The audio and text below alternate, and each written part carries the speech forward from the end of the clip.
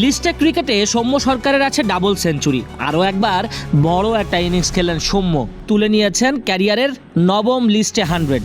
সেই সাথে তাকে আউট করতে পারেনি অগ্রণী ব্যাংকের বোলাররা।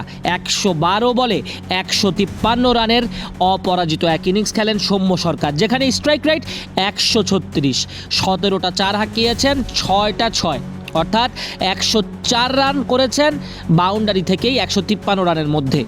সৌম্যের বিশাল 153 রানের ইনিংস আর আফিফ হোসেন ধ্রুবর 49, সাইফ হাসানের 43, তানজিদ তামিমের 43 রানে ভর করে 50 ওভারে লিজেন্ডস অফ রূপগঞ্জ 333 রানের বিশাল সংগ্রহ পায়। সৌম্য অসাধারণ পারফরমেন্স করেছেন এই ম্যাচে। বলা হয়ে থাকে সৌম্য যেদিন ক্ষেপে যান সেদিন তাকে ব্যাট হাতে কেউ থামাতে পারে না। থামাতে পারেনি অগ্রণী ব্যাংকের বোলাররাও, উইকেটটাও নিতে পারেনি।